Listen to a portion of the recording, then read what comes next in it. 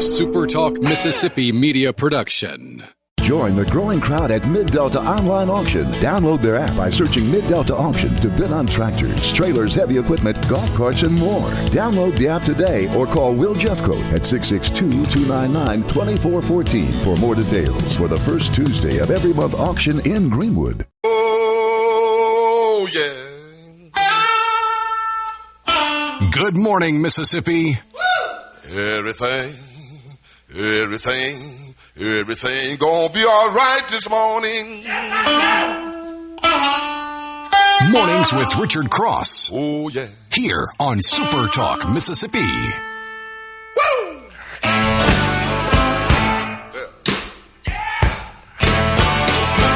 Now, when I was a young boy,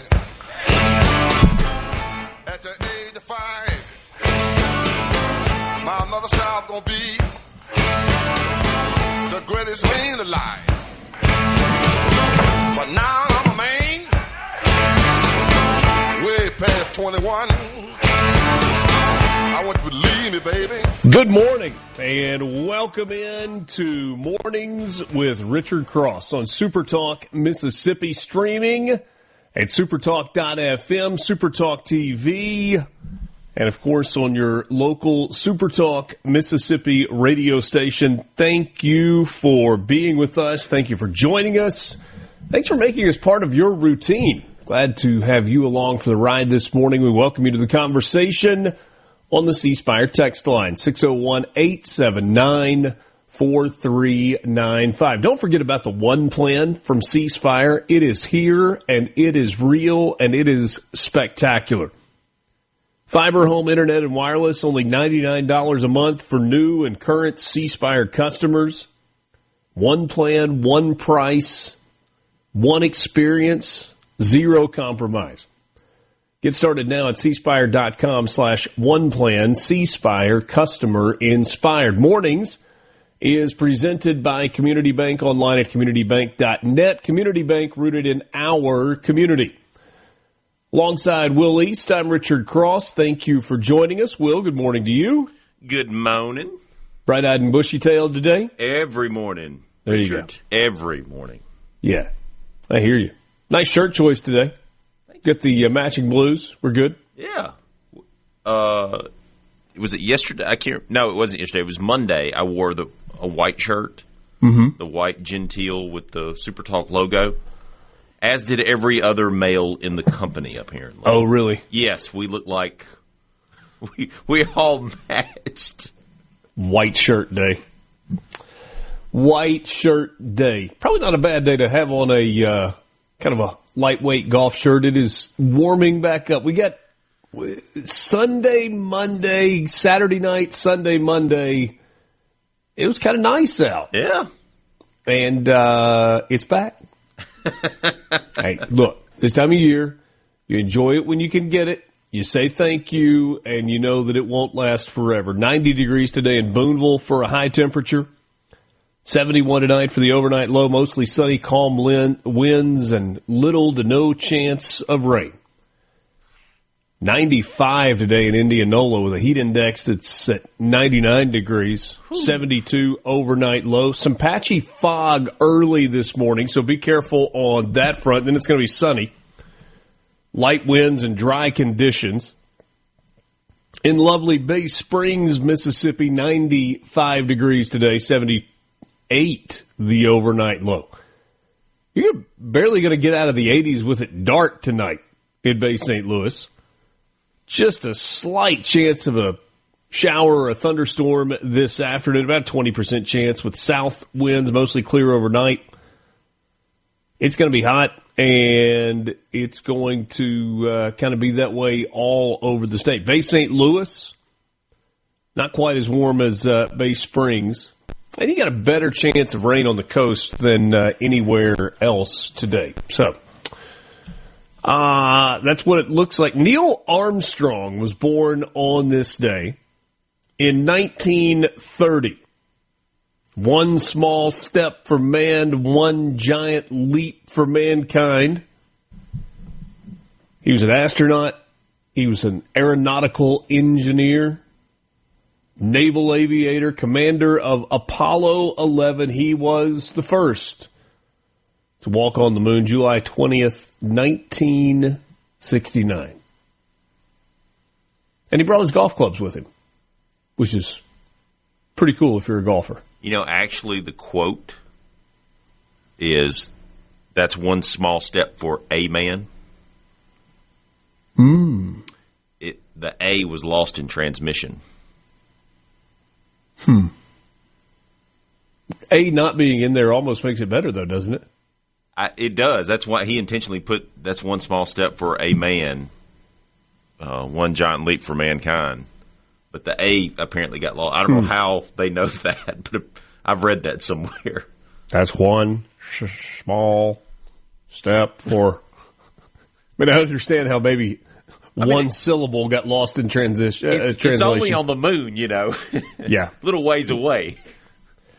John Huston, born in 1906, the American film director, screenwriter, and actor. He directed classics including The Maltese Falcon, The Treasure of the Sierra Madre, The African Queen, and The Man Who Would Be King. Known for his rugged style and also for his collaborations with Humphrey Bogart.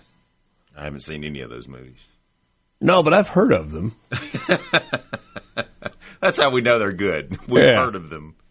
Movie I have seen, Miracle. Herb Brooks, born on this day in 1937, the hockey coach, most remembered for leading the 1980 United States Olympic team to the Miracle on Ice gold victory over the heavily favored Soviets in Lake Placid, New York. It is, of course, the event when Al Michaels asked and answered his own question, "Do you believe in miracles?" Yes!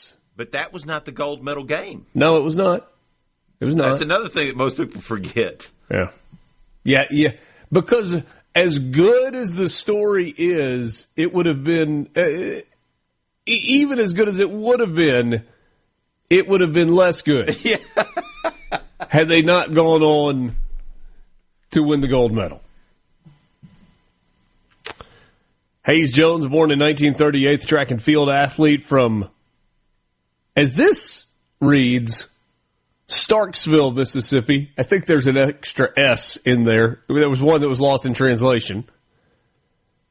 Won the gold medal in the 110-meter hurdles at the 1964 Tokyo Olympics and the bronze at the 1960 Rome Games.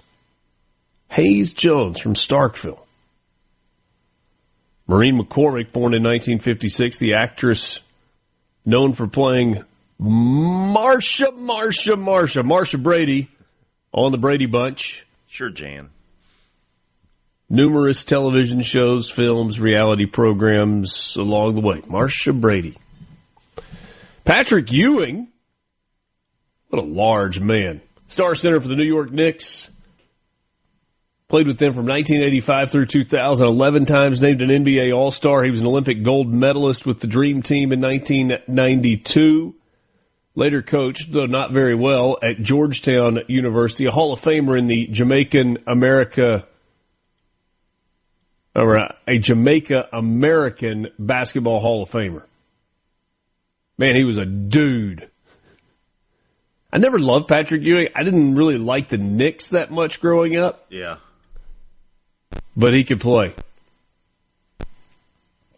Mark Strong was born in 1963, the British actor known for roles in films like Tinker Tailor Soldier Spy, The Imitation Game, Kingsman, The Secret Service, 1917, and the series The Penguin. Certainly a theme there in his type of roles. He's a great villain.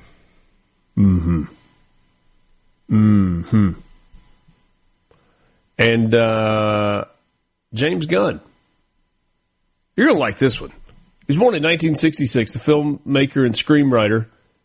He directed the Guardians of the Galaxy trilogy. You're a big fan of that music, right? It's one of the best soundtracks you'll ever hear. All three movies. Yeah. They're great. I have them on LP. That's how I remember. That's how I remember that. We talked about the fact that those were some of the early records you suggested I buy when I got a record player. Yep.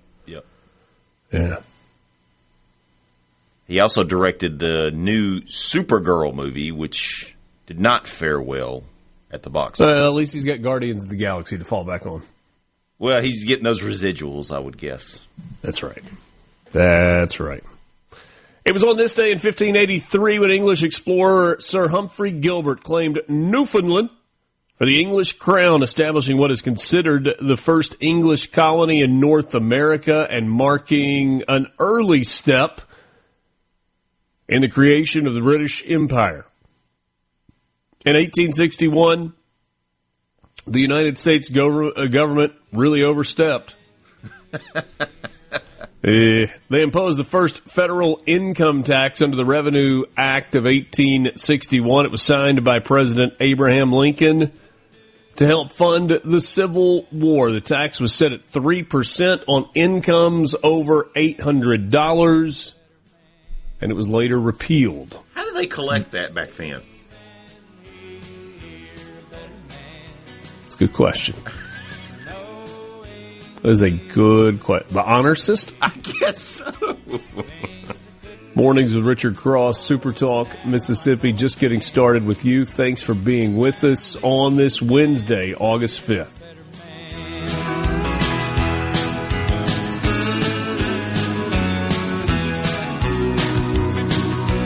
Yes, I'm leaving here a better man. Good morning from the Venable Glass. Your day right. Mornings with Richard Cross on Super Talk Mississippi. Cowboys ain't easy to love and they're harder to hold. They'd rather give you a song than diamonds or gold. Lone Star belt buckles and old faded Levi's, and each night begins a new day.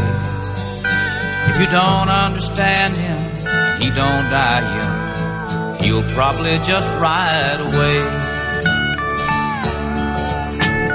Mamas, don't let your babies grow up to be cowboys. Last week I was out of town in Wyoming. I saw a T-shirt that said, "Mamas, don't let your cowboys grow up to be babies." Thought that was pretty good. C-Spire text line open to you this morning, 601-879-4395. Thank you for keeping the country music bumpers. It is a Country Music Wednesday, period. It is.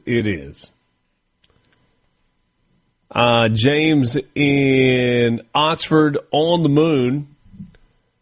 A standard golf ball weighs approximately 7.61 grams in terms of its felt downward gravitational force.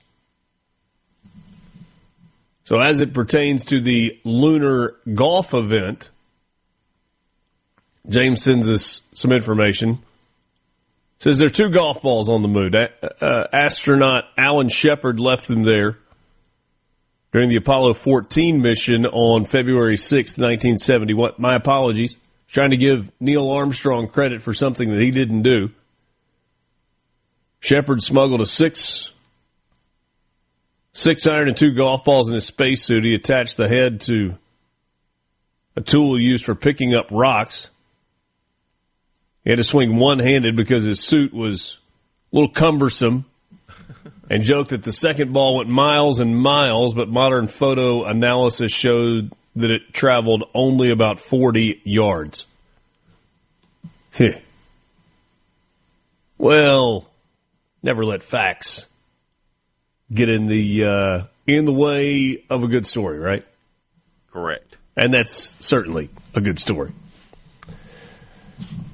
During the Civil War in 1864, on this day, Union forces under the leadership of Rear Admiral David Farragut won the Battle of Mobile Bay. Farragut's most famous order, "Damn the torpedoes, full speed ahead," helped the Union fleet past Confederate defenses and seal one of the last major southern ports. The victory strengthened the Union's blockade near the Mississippi Gulf Coast. It was today in 1884 when the cornerstone for the Statue of Liberty was laid on Bedloe's Island. We now know it as Liberty Island, out in the middle of New York Harbor. We're on this stretch where Jesse Owens was just crushing the world.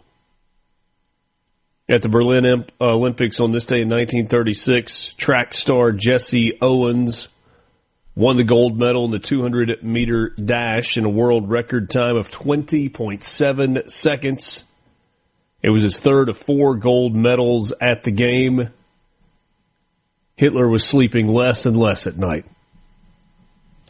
I mean, fit to be tied mad, that Hitler. Today, 1957, a lot of people started shaking their booty. American Bandstand, hosted by Dick Clark, began airing nationally on ABC. The show became a major influence on American teen culture, music, and fashion for decades. And Dick Clark never went without a job for the rest of his life. Between American Bandstand and Rockin' New Year's Eve, he was good to go. It was today in 1962 when actress Marilyn Monroe was found dead at her home in Los Angeles at the age of just 36, ruled a probable suicide from an overdose of barbiturates. I mentioned yesterday, we were talking about something, I said, ask you, can you imagine how social media would have covered a certain, I'm not sure that we... Sorry, I'm starting questions and not finishing them. What is the current comp to Marilyn Monroe in terms of star power? As far as somebody that's currently alive? Yeah. I mean, is Taylor Swift as popular or more popular than Marilyn Monroe was? I think we have this thing where we kind of idolize people after they pass away, especially if they pass away young. And you go back and look at it, a lot of her movies around this time were failures. She was iconic and everything, but... Kind of like most of her relationships. Yes, yeah. But they were really high profile. She was in the tabloids and everything, so... She didn't have the drawing power to the box office that you would think that she would have, but it was her death that catapulted her into... Absolutely. Yeah. It made her an icon, really. Huh. There were other actresses that were big. What I'm trying to say is there were other actresses that were much bigger who went on to live longer lives who we don't, if I say their name... Whose legacy did not endure. Exactly. Yeah. U.S., the Soviet Union, and the U.K. signed the Partial Nuclear Test Ban Treaty in Moscow on this day in 1963. The agreement prohibited nuclear weapons testing in the atmosphere, outer space, and underwater. It was a significant step in Cold War arms control. And finally, it was today in 1981 when Ronald Reagan said, "Get out!" to the 11,000 striking air traffic controllers who refused to return to work after the 48-hour deadline. It was a decisive action, significantly weakened organized labor's influence in the United States. All right, let's get to some news headlines this morning. A woman was found dead hanging in a tree behind a Jackson home on Monday night, prompting an investigation from the Jackson Police Department. Hinds County Coroner Jeremiah Howard confirmed to the Clarion Ledger earlier this week that police are investigating after the woman's body was discovered in the backyard of a vacant home in the 500 block of Road of Remembrance. On Monday night, in a social media post, the Jackson Police Department said officers responded to the scene and found the body of an unidentified black woman. Crime scene investigators are working to determine the circumstances surrounding her death. As of late last night, the identity of this woman had not been released. As you might expect, police are imploring the public to pass along any information if you happen to have it. Please contact the Jackson Police Department. When you work for a national food chain, you probably have a pretty good idea of how things are laid out. Because generally speaking, once they figure out a construction layout that works, they do the same thing place after place after place. That may have been what a former Clinton Sonic employee was relying on. An employee who has now been sentenced to 18 years in prison for armed robbery of another Sonic. According to District Attorney Bubba Bramlett, police officers were dispatched about 6 in the morning on the 7th of January of this year to the Sonic on Highway 51 in Ridgeland for an armed robbery call. The victim claimed that 19-year-old Dion Luckett Jr. forced his way into the store with a gun while the manager was attempting to come outside. Luckett reportedly cut the lights and the surveillance system off, and he went straight to the safe, but he couldn't get it opened. And so he settled on a bag of money with $50 in it. He then attempted to rob the victim at his car, but the victim was able to escape. When Ridgeland police arrived at the scene, officers discovered a ticket from a driver service bureau that eventually led to Luckett, thanks to surveillance videos that showed him renewing his driver's license the day before. Ridgeland police got a search warrant for his house. They found the clothes he was wearing during the crime. They found Sonic employee clothes. They found the bag of money that he stole. And soon they found him and put his hiney in jail. And now he's going to be there for 18 years, give or take. For $50. Hope you didn't spend it all in one place. Mornings with Richard Cross, SuperTalk Mississippi. We're back with you right after this.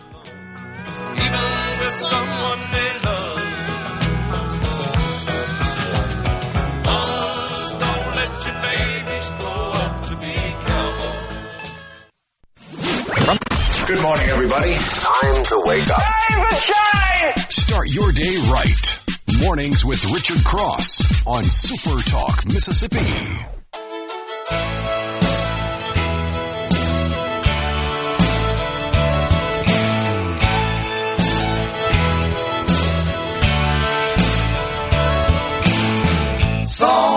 Song of the South, sweet potato pie and a shut my mouth. Gone with the wind, there ain't nobody looking back again. Cotton on the roadside, cotton in the ditch. We all pick the cotton, but we never. Got a message on the C Spire text line that says Marilyn Monroe was the Kardashians.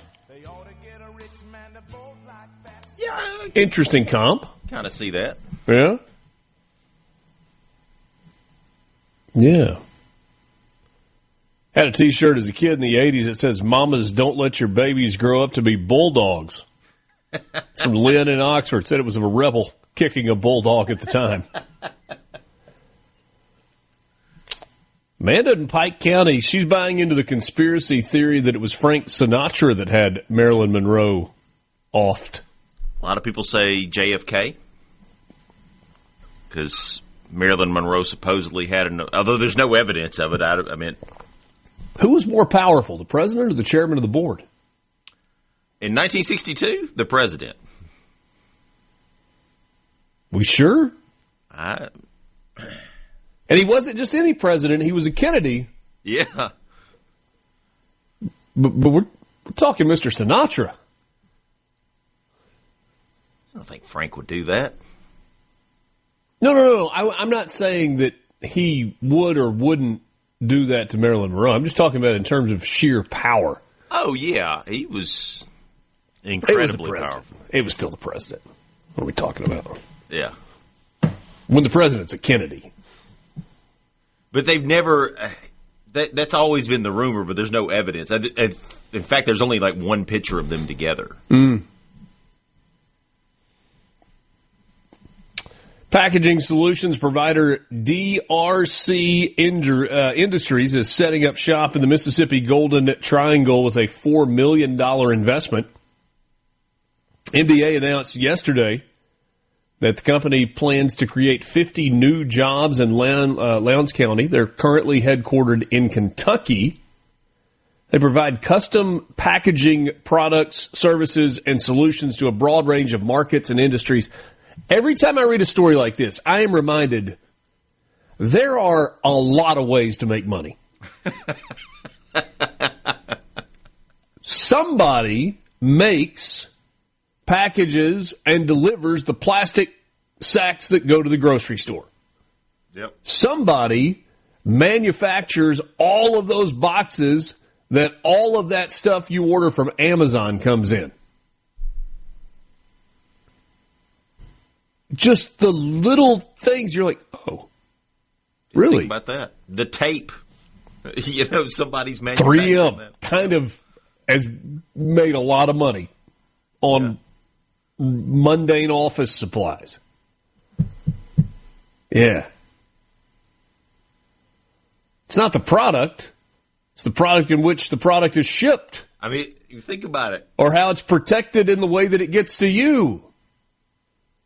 It's outstanding. The company specializes in industrial packaging products, including corner board, paper tubes, and cores and chipboard sheeting used to protect products in storage and in transit. So when you go to the grocery store, Sam's, Costco, wherever, and you buy, let's say you buy paper towels. Okay. There's a lot of different brands, right? There are. But the tube that comes in the paper towels, that's where the real money's to be made because they're probably all made by the same company, right? Perhaps. You don't go to the grocery store to buy the egg carton. You go to buy the eggs, but somebody's got to make the carton. Hey, what do you do for a living? We make egg cartons. Really? Seems boring, but... Yeah, we sold 300 billion of them last year. Yep. Oh, really? What are the margins like on that? They're good. Is that your jet out there? Yeah. What's the competition like on that? There is none. The federal government is assisting in efforts by Mississippi communities in their recovery from Tropical Storm Arthur. Yesterday, Governor Reeves announced that President Trump has approved the state's request for major disaster declaration. That's for counties impacted by the severe storms and tornadoes and straight-line winds and the flash flooding June 18th, 19th, and 20th. Officials with the Mississippi Emergency Management Agency estimate the storm damaged over 500 homes, 17 businesses, and 5 farms. Individual assistance has been provided for Hancock, Harrison, Pearl River, and Stone counties. Public assistance includes Covington, George, Greene, Hancock, Harrison, Pearl River, Stone, and Wayne counties. You may have heard this yesterday during our news breaks. The Ellis Theater continues to raise money for the completion of the Congress of Country Music, Marty Stewart's project. And there are a couple of upcoming concerts that may help with that. On Tuesday, October 20th, not one but 2 concerts by Lainey Wilson. She's doing shows at 5:30 and 8:30 inside the 500-seat venue with proceeds going toward the completion of the Congress of Country Music. Marty Stewart said this about Lainey Wilson. She is a vibrant performer who is blazing through the country music world today. She's authentic, she's fearless, and she has become a touchstone figure to so many of her fans around the world. They trust Lainey with their hearts and stories. It will be the first appearance and first performance for Lainey Wilson at the Ellis Theater in Philadelphia. Tickets go on sale Friday, I believe. The Ellis, which opened in 1927, has recently welcomed Chris Stapleton, Dolly Parton, Bobby Rush. It's going to be an unplugged set with Lainey Wilson. That'll be good. It'll be really good. Thanks for being with us this morning. Mornings with Richard Cross, SuperTalk Mississippi. You can join the conversation on the C Spire text line at 601-879-4395. Amanda's got the conspiracies rolling. She said JFK pushed her off on Bobby. Frank was deep into the Vegas syndicate. Marilyn was about to spill all she knew, and Frank's pals did her in. Maybe. Richard, wouldn't it be simpler to put the plastic bags in a plastic bag? Somebody got to make all the plastic bags, though. All of them. Time for your morning sports update brought to you by Pearl River Resort. Online at pearlriverresort.com. Pearl River Resort is your home for casino thrills, family fun, and live entertainment. And you can book your tee time at the Dancing Rabbit Golf Club. Man, it would have been a good week to be a Dancing Rabbit. DancingRabbitGolf.com is the website. Book it online. Give them a call. They'll take care of you. 2 18-hole championship courses, the Oaks and the Azaleas. They are waiting on you. With Millsap's planned departure from the Southern Athletic Association that was announced earlier this summer, there were some Division III football fans that said, whoa, wait, there's a rivalry. Millsaps and Belhaven have never competed in the same conference, despite the fact that they're located about half a mile apart. Any conference change brings about questions of what schedules are going to look like going forward. Good news, according to Millsaps athletic director Justin LeBlanc, the rivalry is not going away. He said the Belhaven rivalry is not going anywhere. We will continue in most, if not all, sports offered by both programs. First meeting between Millsaps and Belhaven this year coming your way soon, less than a month, September 3rd. The Riverside Rumble. It's at Harper Davis Field on the Millsaps campus. It's not a long-standing rivalry because it's only fairly recently that Belhaven made the move to Division III. Before that, they played NAIA. Millsap's been a D3 member since 1973. Belhaven joined the D3 ranks in 2015. 15 all-time meetings in football. Belhaven with a 9-6 lead in the series. Can't have that one going away. Well, I mean, they're so close. The Riverside Rumble. I mean, they're like 3 minutes apart. Maybe the closest two universities in the world to each other. I feel like JT Mitchell has been at all 15 of those games. He probably has. Just walks over. Yeah. Gonna go check out a little Rumble tonight. Good to be with you this morning. Mornings with Richard Cross. Got your lottery update. A couple of other sports headlines for you when we come back. Thanks for joining us. Thanks for starting your day with us. It's MRC on SuperTalk Mississippi.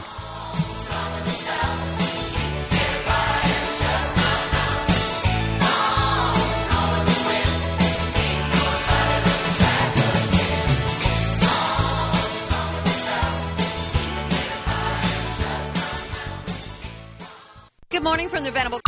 Start your day right. Good morning, America. How are you? Honestly, I have no idea. Mornings with Richard Cross on SuperTalk Mississippi.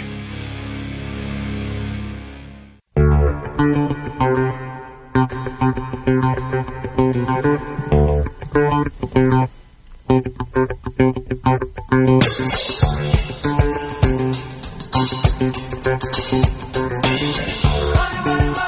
that music and you know it is time for your morning Mississippi Lottery update. It is brought to you by the Mississippi Lottery online at mslottery.com. That is mslottery.com. Be sure to download the Mississippi Lottery app. It is free. It is available wherever you get applications. The last time I said applications for your phone. So that would be what? Google Play or the App Store. And you can just scan the barcode on your lottery ticket and see if you are a winner. Over the weekend, we had that Mega Millions winner. And so that jackpot has gone back down. No new winners yet, but how about Powerball? Big one.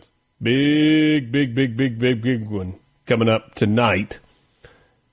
And the estimated cash value for Powerball tonight is $786 million. That's the jackpot amount. The estimated cash value, $341,600,000. Do you play the big lottery games, Will? Even just like from time to time? Oh, so on holidays, what we'll do is we'll use them as stocking stuffers, basically. Yeah. I kind of adopted a rule a long time ago that the jackpot's got to be north of $300 million. Once it gets past $300 million, now it's worthwhile. I had a buddy that $200 million. I know. I laughed about it. I had a buddy. He said anything less than $300 million would just make me a beep hole, is what he said. It's like, it's more than that. You know, I can do some good. Otherwise, it's just going to be downhill. I was like, that seems like as good a line of demarcation as any. Sure. So, at $786 million, I'm an investor. Seems unlikely. But you know what? The small amount of hope that you allow yourself to have is fun. It's fun to daydream just for a moment. Don't do it too much, but just for a moment, it's fun. Yeah. I told you that another sports story. The coaches poll came out yesterday, the AFCA coaches poll, and it's another sign that college football is getting close. Ole Miss headed into year one of the Pete Golding era. It's like year one plus of the Pete Golding era because of his coaching in the playoffs. And the Rebels were ranked in the top 10. In fact, came in at number 10, one of 8 SEC teams to be ranked in the preseason coaches top 25. But the top 2 in the poll come from the Big Ten. Ohio State preseason number 1, Oregon preseason number 2, followed by Georgia at 3 and Texas at 4. Rounding out the top 5, Fighting Irish of the University of Notre Dame. Man, they put out a video earlier this week at Notre Dame with the new training facility there. They went from they might as well have been practicing at some outhouse in Muncie, Indiana, to they're practicing in the original Taj Mahal. I mean, it is fine. Notre Dame's gotten real serious about football recently. Yes, they have. Whew. Reigning national champion Indiana checks in at number 6. The reigning national runner-up Miami is 7. 2 more playoff teams from a year ago make up 8 and 9. That's Texas A&M and Oklahoma. Then it is Ole Miss at number 10. Rebels 1 spot in front of Alabama. LSU checks in at 13, Tennessee 18, and Missouri is number 25. So 8 of the preseason top 25 made up of teams from the SEC. That is your morning sports update brought to you by Pearl River Resort online, pearlriverresort.com. Coming up this morning, Senator Jeremy England will join us. He was in that joint legislative redistricting committee meeting at the Capitol a couple of days ago. We'll talk with him also about a conference that he attended last week, and as someone who lives on the coast, We will get some of his thoughts and impressions about the ongoing conversation and investigation into the death of Nolan Wells. Also, in the 8 o'clock hour, my friend Peter Costa will join us, the former market analyst with CNBC and a governor on the New York Stock Exchange. The stock market is still roaring. There was a little dip. Oil prices went up, then they went back down. What does all of it mean? We'll try to tackle the answer to that question with Peter coming up in the 8 o'clock hour. Also, a couple of relatively new updates in the Nolan Wells investigation. Talk about that when we come back. 1 hour in the books with you. Happy Wednesday. It's August 5th, 2026. You've got it locked in with Mornings with Richard Cross, presented by Community Bank. You know when to run. You never count your money. When you're sitting at the table, there'll be time enough to count when the deal is done. The views and opinions expressed by the hosts, guests, and callers on this show are not the opinions of TeleSouth Communications, its management, or advertisers. Good morning. Good morning to you there. Okay, up and at 'em. Start your day right. Mornings with Richard Cross on SuperTalk Mississippi.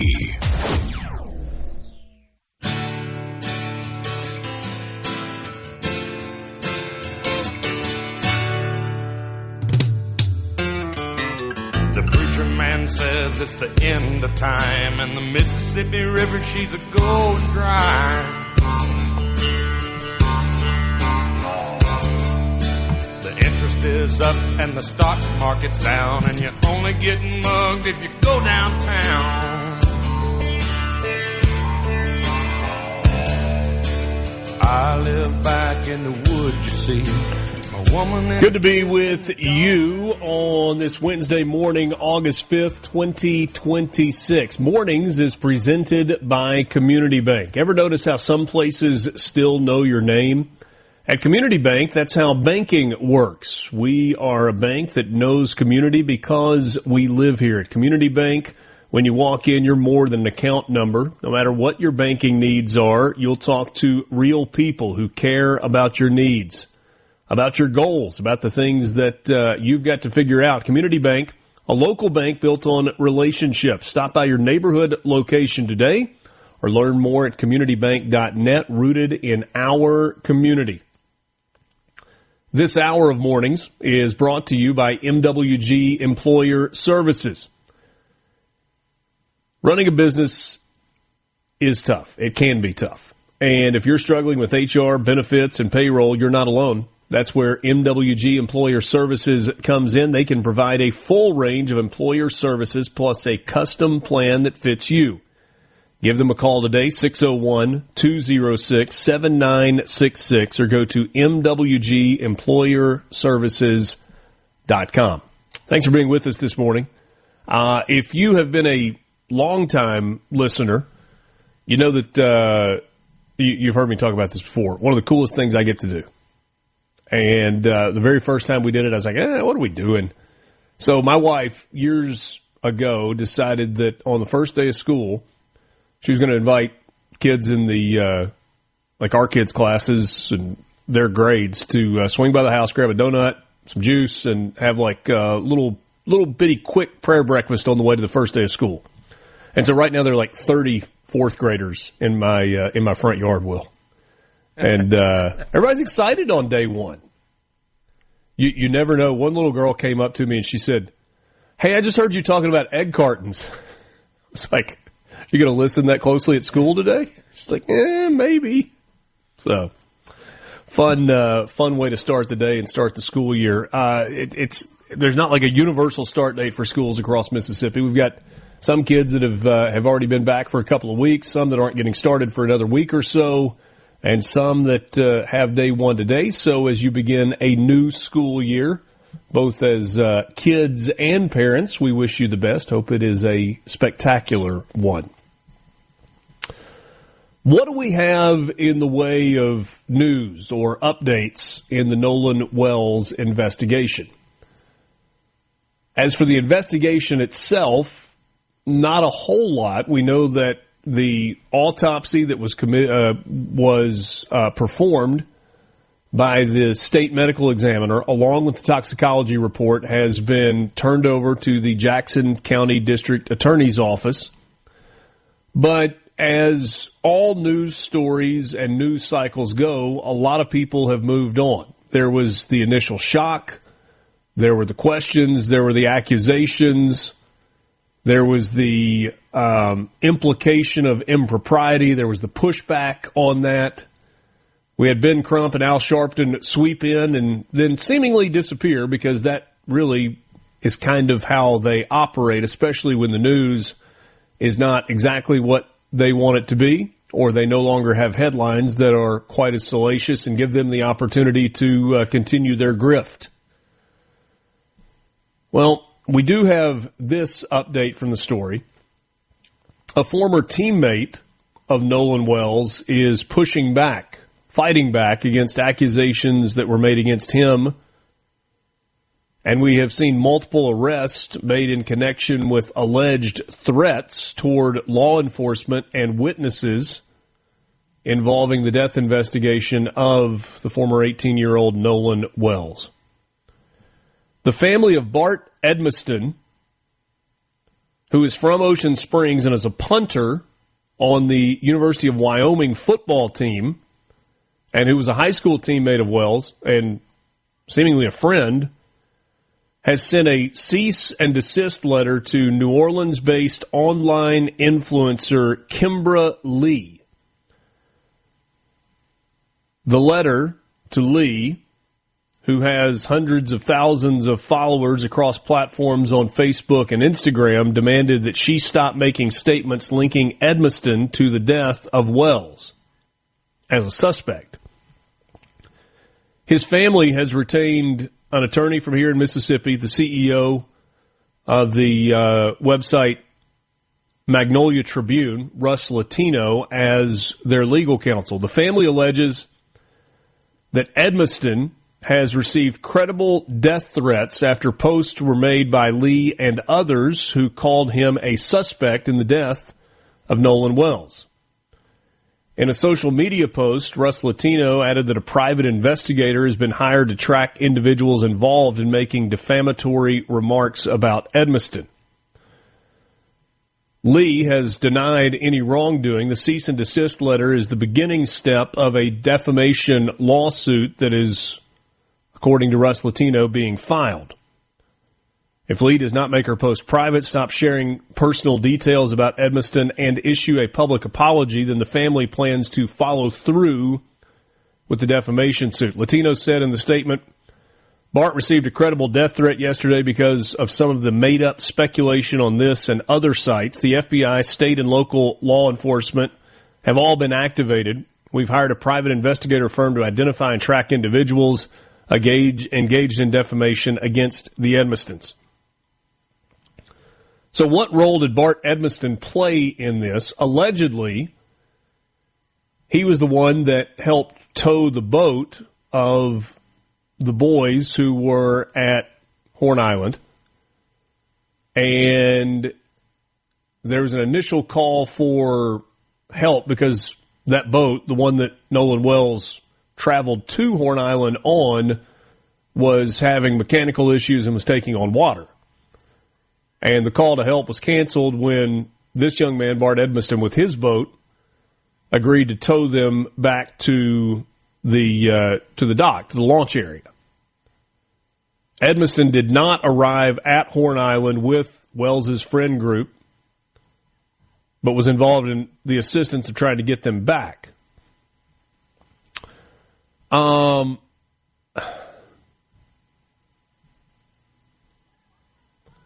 We've also seen multiple arrests related to online threats.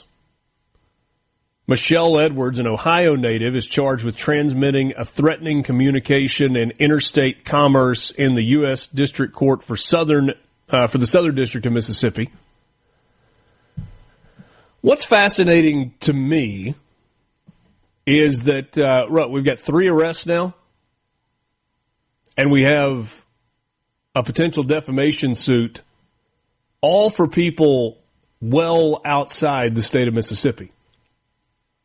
I've reached out to my friend Joe Stradinger, who you've heard on this program before. His company is Edge Theory. They deal in narrative intelligence. We've talked with Joe before about what they do, and part of what they do when they put together a case study is they identify where narratives about news stories or events that are happening anywhere in the world begin.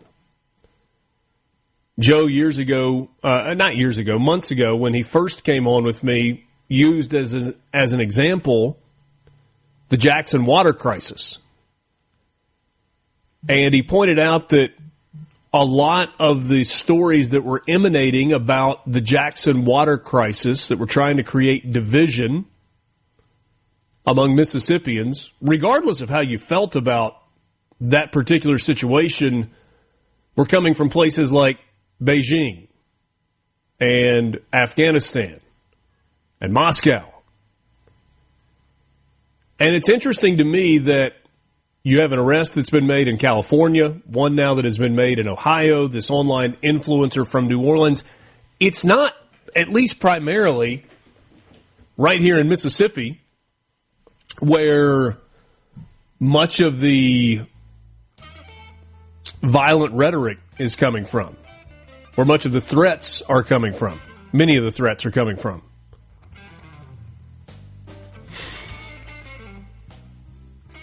Hopefully we're going to get with Joe and get a little more information about where some of this online rhetoric is emanating.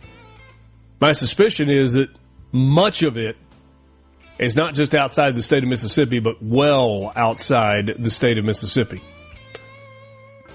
In terms of those autopsy results in the toxicology report, they have not been made public yet. We got Ben Crump's version of what the independent autopsy said, and despite his efforts to make it sound as bad as possible, it seemed as if it was a pretty straightforward autopsy.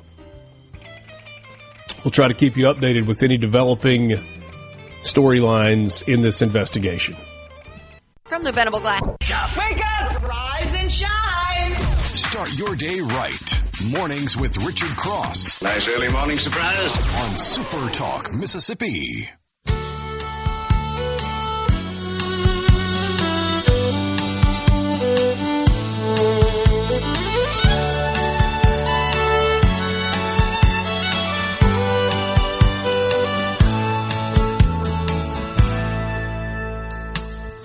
Amarillo by morning,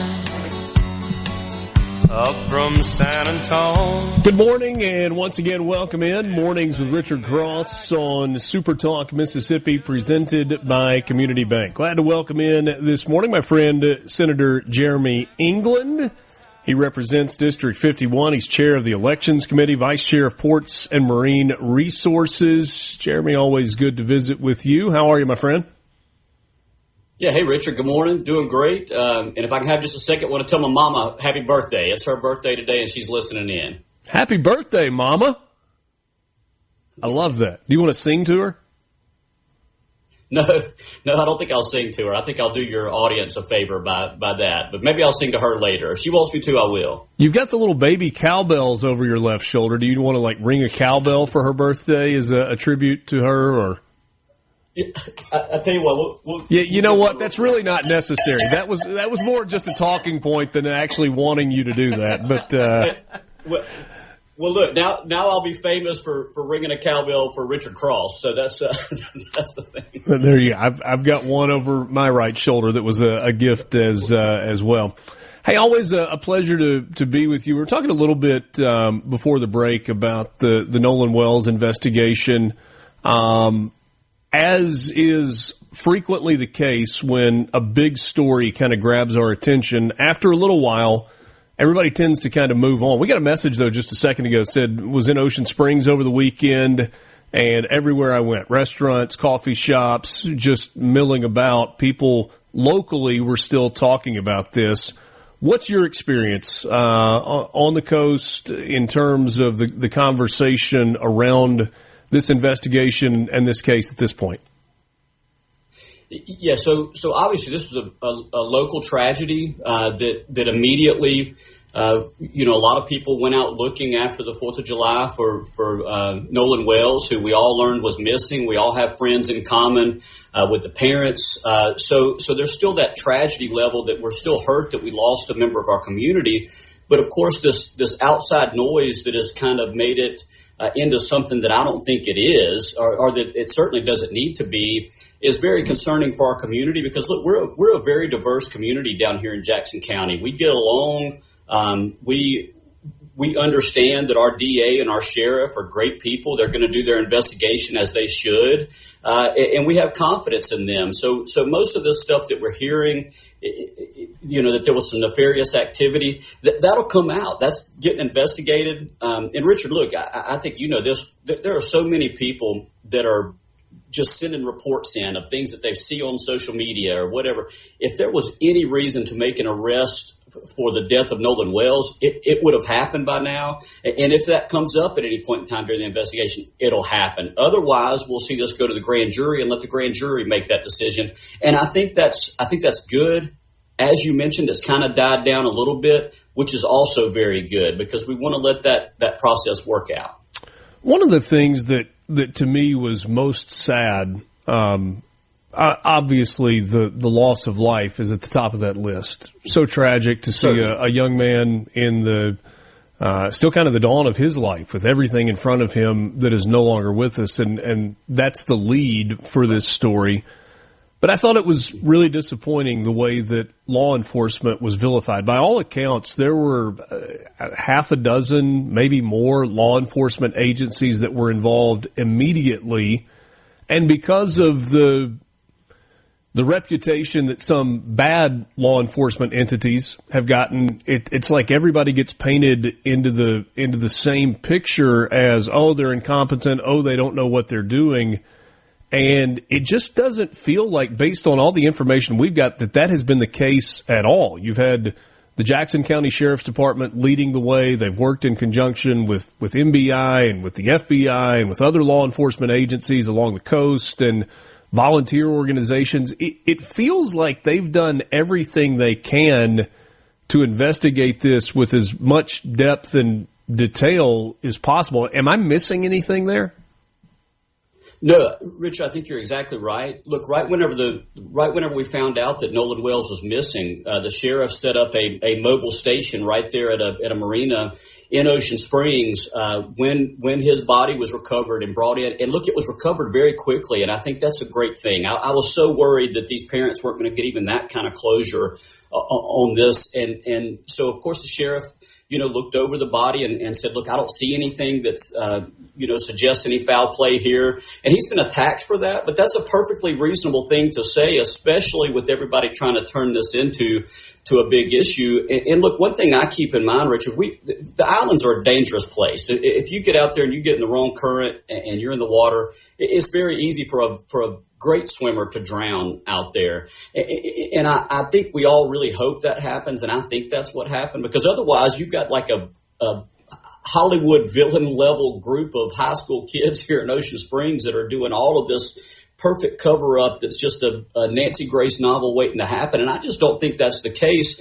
And the reason I don't think that is because I have that kind of confidence in our sheriff and in our district attorney in the great investigation that they have going on here.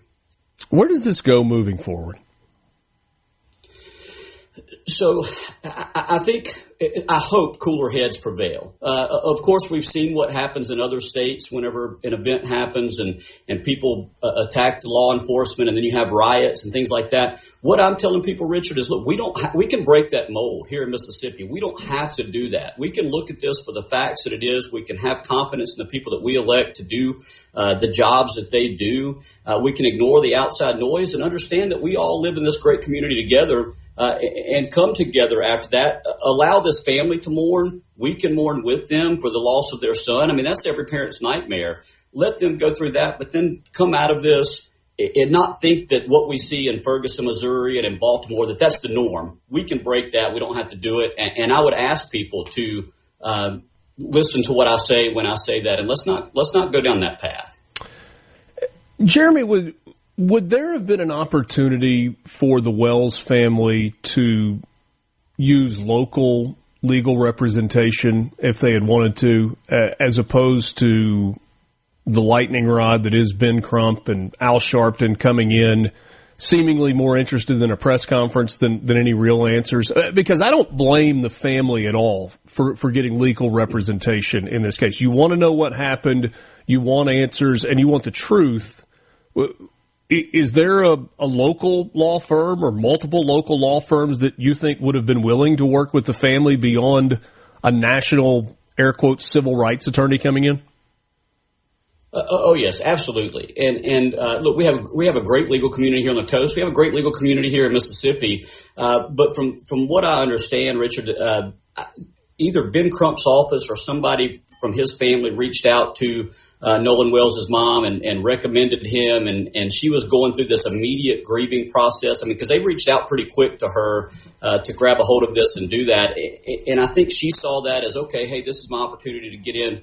I've got somebody that will represent me and do this well. Look, I don't have any confidence in Ben Crump. I think that he's only interested in making Mississippi look bad and in making our community look bad in an effort to get the publicity out of this. I think he's already shown that he'll just dump cases and leave clients kind of in the, go find out on your own. And look, we haven't heard from him since this autopsy report, and he's apparently been receiving hundreds of thousands of tips. So again, I'll say, if anything nefarious was happening here, or if anything had happened, and there was good evidence of that, Ben Crump would be back on TV telling us about that, and we're not hearing from him. So maybe that's just his MO.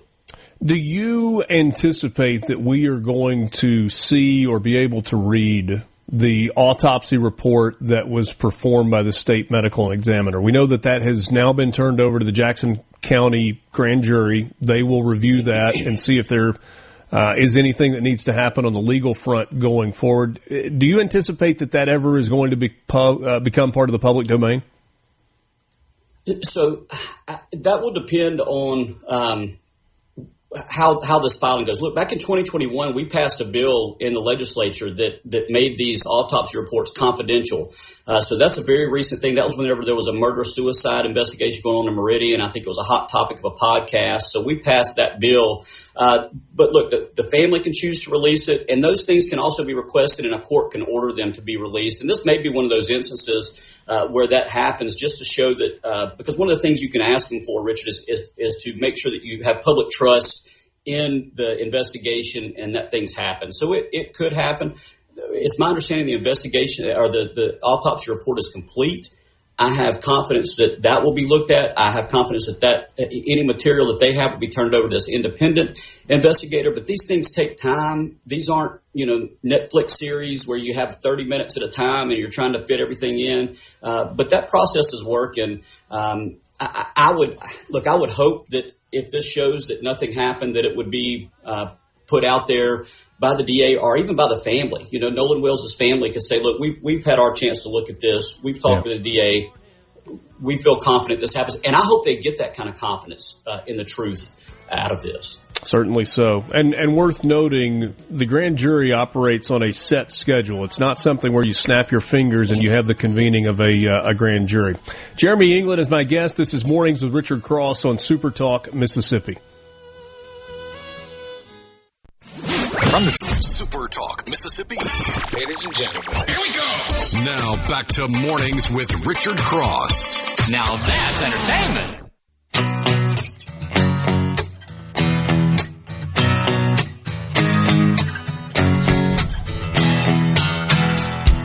Old Creole Williams, glad to be with you this morning. It's Mornings with Richard Cross, presented by Community Bank. Bank local, bank community. Senator Jeremy England is my guest. Several other topics I would like to get into. First of all, your travels as of late, the National Conference of State Legislatures, the NCSL event. I think you were there last week, maybe a couple of weeks ago. What's that all about? Yeah, so that's a conference of state legislators, as it says. They meet annually. We met in Chicago this past week, and I was actually made co-chairman of the elections division for that group.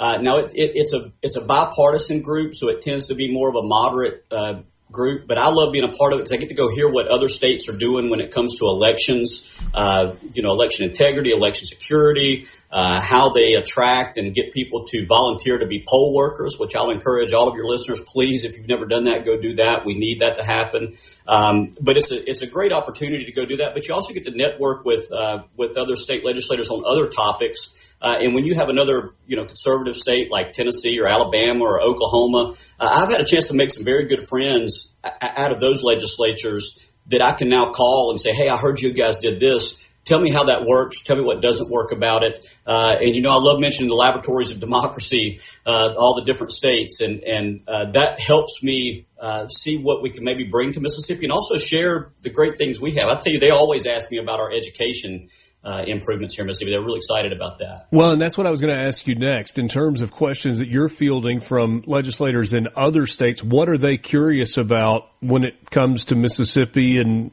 things that are going well? Education leads the way? Yes.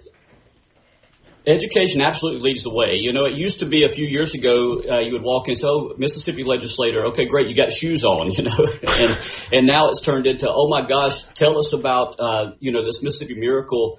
Tell us how you changed the education system. Of course, no one person did it, and I came in kind of halfway through when this was going on, but I tell them, look, conservative leadership got us there, making sure that we focused on reading scores and on all schools and helping things out. But that's a great opportunity. But here recently, Richard, they've been asking me about our elections success here, and I get to talk about the things that Secretary of State Michael Watson's office has helped push through, and we have passed the SHIELD Act, so we're going to make sure that there's no non-U.S. citizens voting in Mississippi, which there aren't many anyways, but we're securing that. So that's a piece of model legislation that I think other states are going to take and use now for their own, but also our business model. They're starting to notice a lot of our businesses that we're attracting here to Mississippi, and again, lowering taxes, making sure we've got great infrastructure, our school system improving, the constant work on improving our healthcare system. That's attracting businesses and attracting people to want to come to Mississippi. So we're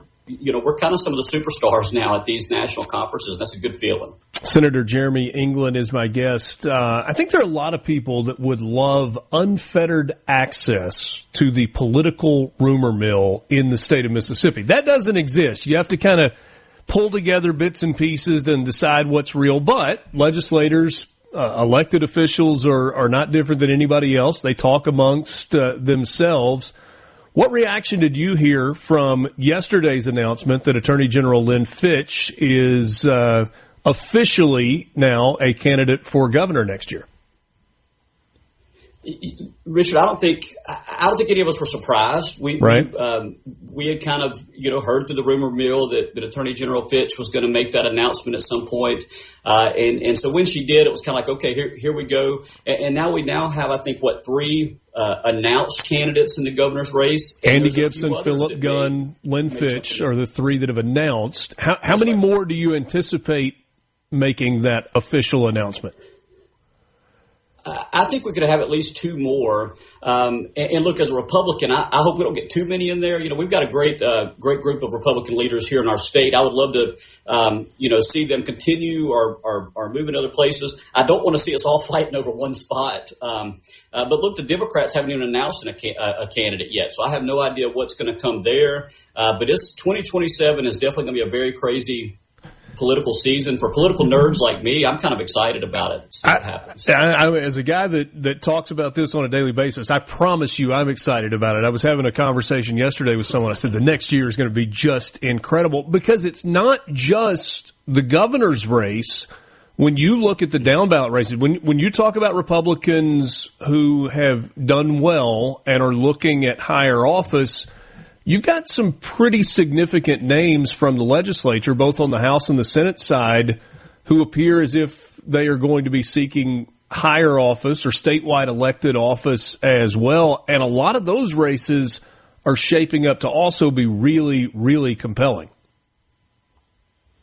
Yes, they really are. And look, there's been a couple that I've talked to that are talking about, either they have announced or they are announcing. And I've told a few of them, like, look, guys, we need some people to stay in the legislature, which I intend to do, Richard. I'll go ahead and say I will be running for Senate again. Hey, Will, next year. Will, that is 2 in 2 days, because yesterday Scott Bound said, I want to announce that I'm running for state representative. Jeremy England says, I want to announce I'm running for state senator.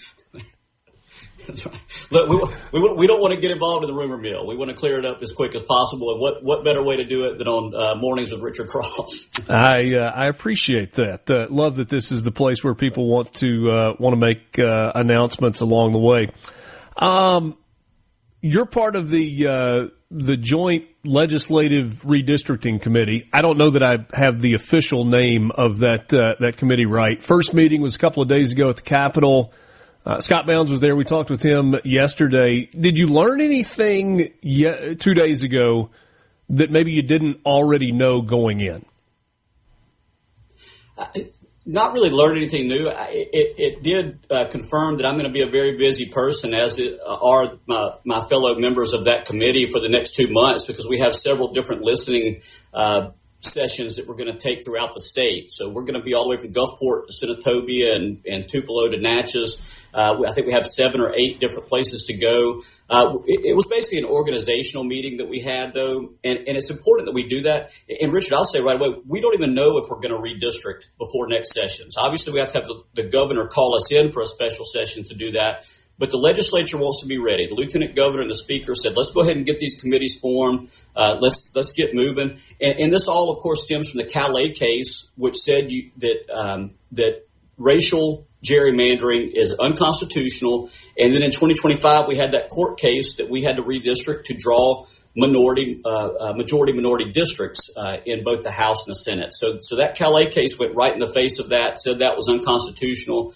So now we're just getting ready to go back and redraw if we have to, and we'll be ready to do that. You say you don't know, but you kind of know, don't you? Yeah, I would be surprised if we don't go back and do that. And look, I'll also say, just so your listeners know, this has got to be a process that we've got to get done before we go back January 1st, which begins qualifying. Qualifying opens on January 1st for the next legislative term. And I think we have to have so many days before that we set the districts. Now, it's not like we're trying to rush like we had plenty of time to get this done. We're not starting from zero. In other words, we know what our census numbers say. We kind of know how the maps work and what they need to look like.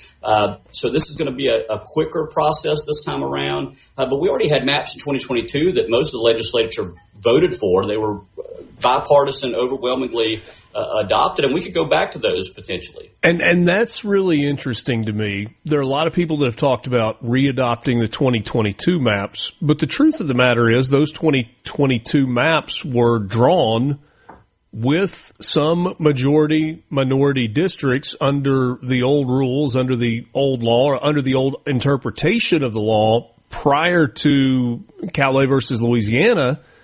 And so are you accomplishing what you want to accomplish if you just go back to those maps? Or is the truth that those maps are maybe the most fair representation that we have right now of what Mississippi should look like from a voting standpoint?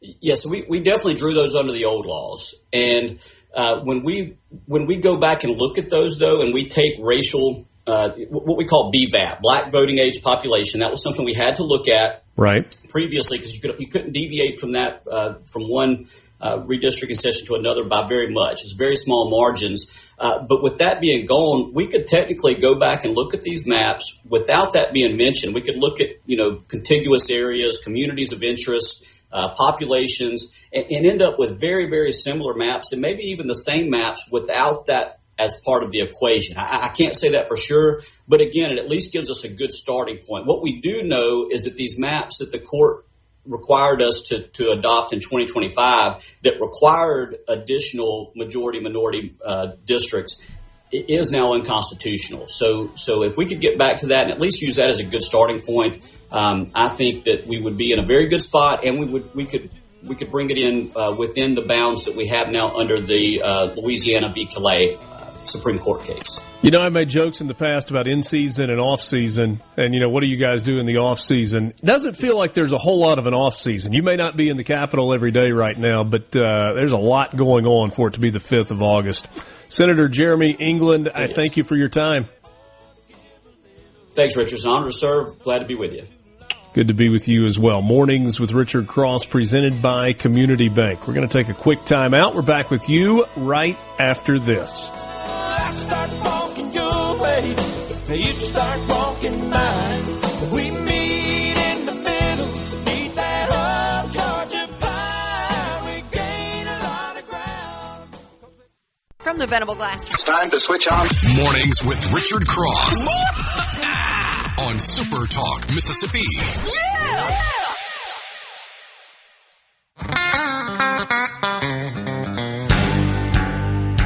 I don't need your rocking chair, your Geritol or your Medicare. Well, I still got neon in my veins. This gray hair don't mean a thing. I do my rocking on the stage. Our text line is open to you, 601-879-4395. The One Plan from C Spire is here. And if you have not taken advantage of it yet, one, it's not too late, and two, what are you waiting for? Fiber home internet and wireless, just $99 a month for new and current C Spire customers.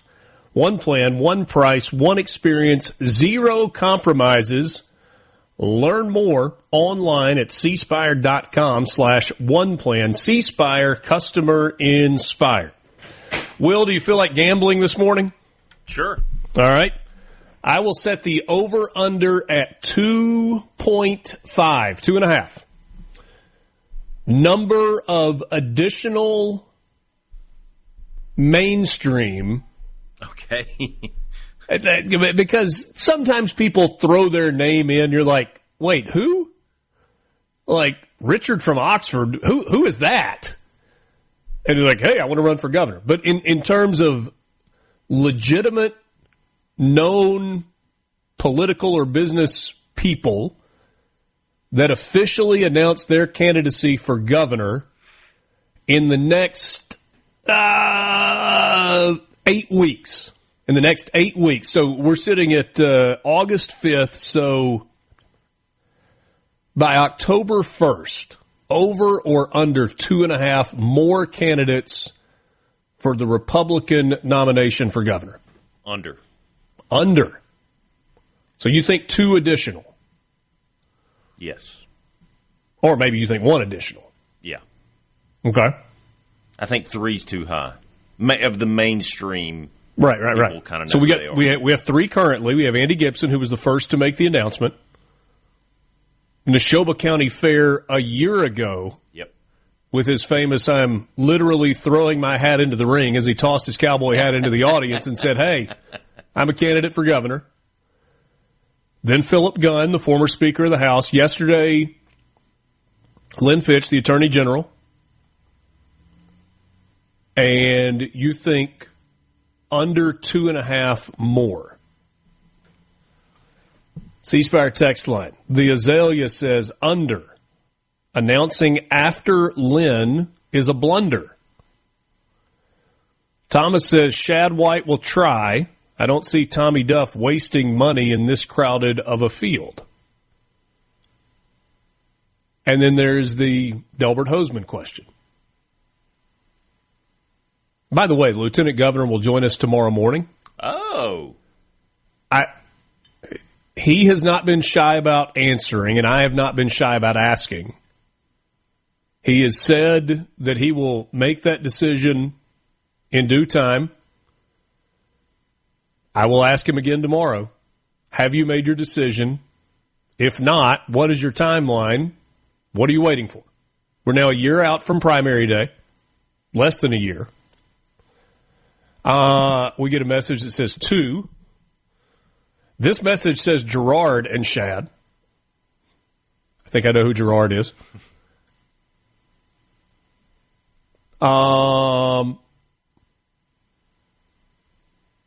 Get a message that says too much baggage with Lynn Fitch. Andy has it. I suppose that's how you define, depends on how you define baggage. If you have been in a public political office, period, then you've done things that not everybody agrees with. But the record that Lynn Fitch has to stand on is pretty dang strong also. Yep. Again, there may be things that she has done that you don't agree with. There may have been cases that her office has handled that you didn't like the way that she handled, or she didn't pursue the right outcome for what you thought was deserved.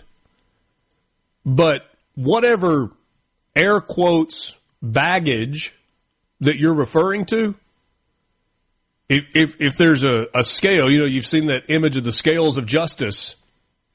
If whatever that baggage is goes in one side, what about the accomplishments that are going on the other side, including a claim for the overturning of Roe v. Wade and getting a lot of predators and sex traffickers and child exploiters and abusers off the streets? It's a pretty compelling case. Yep. Rocky and Mark says we need Lynn to stay as AG. She does a great job. Well, that's not going to happen. Not going to happen. And, I mean, to the point about what we were talking about with Jeremy England just a few minutes ago, what about the down ballot races now? I mean, everything opens up. With Lynn Fitch announcing that she's running for governor, that means we're going to have a new attorney general. We know we're going to have a new lieutenant governor. We know we're going to have a new governor. We know we're going to have a new state auditor because Shad White has said he's not running for auditor again. We're going to have a new commissioner of agriculture. I mean, we're going to need a game day program with names, numbers, and hometowns when November 2027 rolls around. Back with you after this. Mornings with Richard Cross. Mornings with Richard Cross. People want to hear the truth, man. That's what we're going to do. Super Talk Mississippi. I'm in a hurry to get things done. Oh, I rush till life's no fun. All I really gotta do is live and die, but I'm in a hurry and don't know why.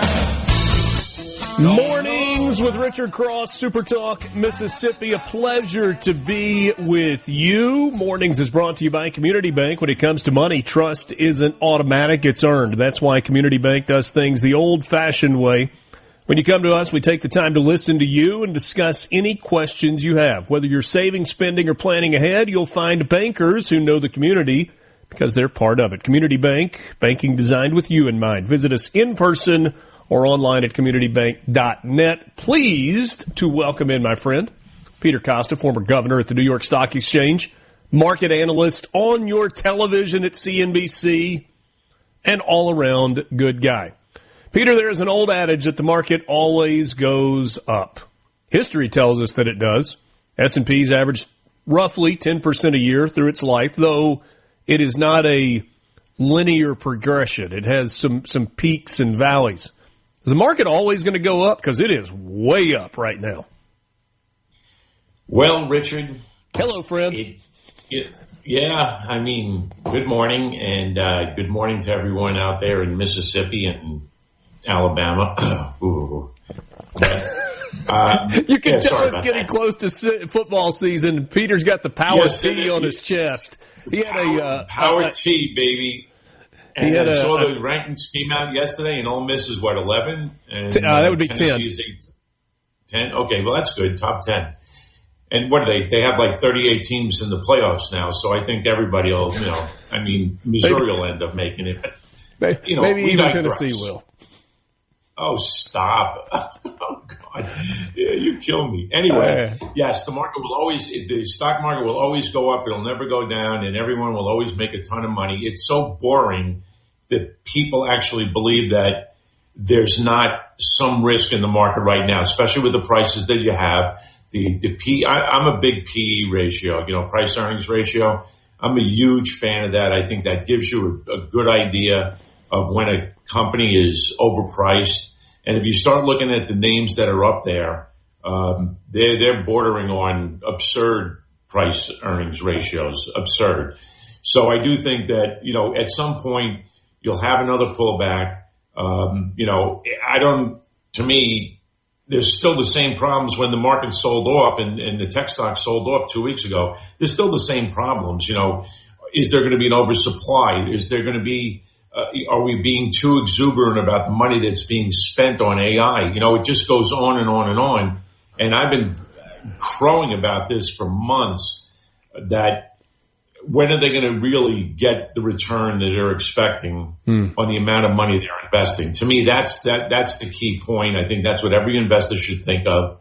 It's nice to ride a winner, but at some point you have to look at it and say, do I take my profits and pull back a little bit and then take another look? I mean, to me, I would just, if I was in the market in certain stocks, I'm in the market, but I'm like, my investments are all long term. I would think to take some money off the table right now. I think it's okay. I don't think you won't be mad at yourself if they go up another 5%. Most people will be because they're greedy. But the reality is, if you have a portfolio that's up 20 or 30% or 40%, whatever the number is, you might want to take some of that money off the table and maybe buy, a nice watch or season tickets to UT. I'm just giving you ideas. Because you're not going to buy season tickets to Ole Miss, especially after Lane Train went down to Baton Rouge. Yeah, you can't buy season tickets for Ole Miss. They are sold out. Yeah, same with UT. So, yeah. I mean, I think the whole SEC is. Let me ask you this. There are all kinds of strategies that people use when investing. You have the day trader people that like to get in and out and in and out and in and out, and there's this old adage, you can't ever actually beat the market. You're better off long term. You just said a second ago, as an investor, you are a long-term investor. That's probably what most people are, even if it's only through their 401k or some sort of a retirement account. But if you were doing not day trading per se, but to your point just a second ago, you've got money in the market, you need to pull back. In terms of a strategy, could you look at a company like, NVIDIA? NVIDIA right now is trading at $211.94 a share. Would you look at a specific target number, knowing that the market is going to go up and down and say,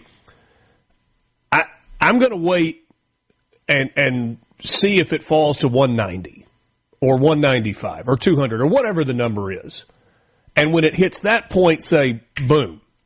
And then I'm going to put a target when it reaches 250 or 300 or 350 or whatever, and then I'm going to pull back again. And then I'm going to wait for it. Is that a good way to go about this? Or is that just kind of an expanded version of day trading? Well, it's an expanded version of day trading, but the thing with that is, and I've given lectures at colleges about this, that takes discipline. All right? You have a price point, an entry point, whatever it might be. Let's say with NVIDIA, maybe 180. All right. It will get down there. There'll be some miss in the earnings call. And generally, these stocks, when they take a hit, it's usually big. So you got to figure that at some point you will have the opportunity to get in at 180. Now, you have to have a price point where you want to get out. But what ends up happening is you're looking at your 180 purchase and saying, well, it's traded at 235. I made 55 points on this. How much more can I make? Instead of following that discipline, you end up, waiting for it to go to 250 or whatever. And it might, but to me, I think that's a great strategy. It could be a very long term because you never know what's really going to happen with these stocks. The other thing is you have to have a downside, like a stop loss. We have to know that if you bought something at 185 and it continues to go down to 165, maybe you sell out of it. You take a big hit, but who knows where it's going to go. And then if it starts to rally again, you re-enter the market. So the thing is, you got to be disciplined. And that's a very hard thing for most people to do, to be disciplined. And I'm a perfect example of that. I'm not disciplined, but I have been, over the last 10 years, I needed to be. But prior to this last 10 years, I mean, I would have a winner in a stock and I'd say, oh, this thing's going to 70, it's going to 80. And next thing you know, it's trading where I bought it and I had to sell it. So that's not discipline. That's just being stupid. I had a fascinating conversation. We were flying home from vacation last week, and the lady that I was sitting next to owns a manufacturing company, and it has been very successful. And we were talking about kind of big picture business principles. It was one of those, sometimes you get on a plane and you don't talk to the person sitting next to you for the entirety of the flight, and sometimes you end up talking the entire time, and this ended up being the latter. And she talked about, she said she was agnostic politically, and I think there are a lot of people in business that maybe are. Her larger point was, I don't really care whether Republicans or Democrats are in office if it's more mainstream. Because when they're mainstream, traditional political people, you have a pretty good understanding of what things are going to look like 2 years, 3 years, 5 years, even 10 years down the line. But in the current political environment, there is so much uncertainty that there's no way to forecast in terms of the future. Whether you're talking about putting together a supply chain, expanding your company, buying other companies, is that a reasonable sentiment across multiple business sectors, or would that have just been unique to manufacturing? No, I think it's definitely across almost every business sector because, you know, in the Reagan years, you knew what was going on. I mean, there was not a lot of uncertainty. And I'm not saying because of President Reagan. I'm just saying during that time frame, even during the Clinton years, which were very good economically, the amount of uncertainty was limited. There's always going to be uncertainty in business. I mean, you have to plan for that. So you know, everybody, whenever you look at earnings reports and when they give you further, you know, future guidance, it's a shot in the dark. They do know what they're looking at. They do know what their orders are coming in. They do know how well their businesses are doing, but it's still a shot in the dark because you never know what's going to happen. Lately, it's even more so because there are so many different geopolitical events that have impacted the supply chain and have impacted oil prices and impacted, you know, the overall world economy, you know, and you have, there's so much as far as, what your business is and how much you rely on what you take from other countries, what you import from other countries. And with Trump's tariffs, that's been a game changer as far as what companies can actually plan on. Because if your expectation is you're going to pay X for products and things you need to produce in the U.S., and then tomorrow those tariffs are raised by 20% or they're dropped. So it's very, very hard to make those future predictions on what your business. It's not so much your business, but your profitability, because your business is going to be your business, and the U.S. economy is doing very well, no matter what you hear on MSNBC or whatever they call themselves now. The economy is doing well, and let's press pause. Let's press pause just for a second. Mornings with Richard Cross. We'll continue the conversation with Peter Costa on the other side of this timeout. MRC, presented by Community Bank. We're back with you right after this.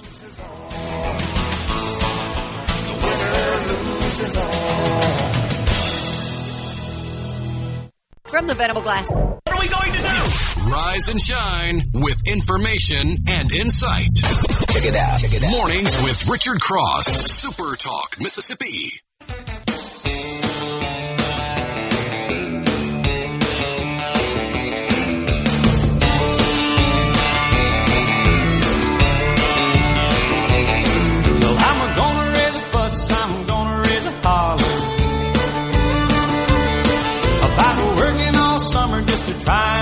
Welcome back. This is Mornings with Richard Cross. Don't forget the C Spire text line is open to you at 601-879-4395. C Spire, customer inspired. Peter Costa is my guest, former governor with the New York Stock Exchange, former market analyst with CNBC, not MSNBC, but CNBC, different division, same company. Let's talk about petroleum just for a moment. The great philosopher, you've heard me reference him before, Billy Bob Thornton, explained in great detail during Landman how heavily we rely on oil. He was having the conversation with the young attorney who was kind of bemoaning the environmental effects of oil, and he said, that's fine. What's your alternative? The truth of the matter is we don't have an alternative to oil. As we watch oil prices bounce about like a ping pong ball, what should we be focused on? Obviously, the ongoing issue in Iran, and I don't know what the end game is or what the finality looks like there.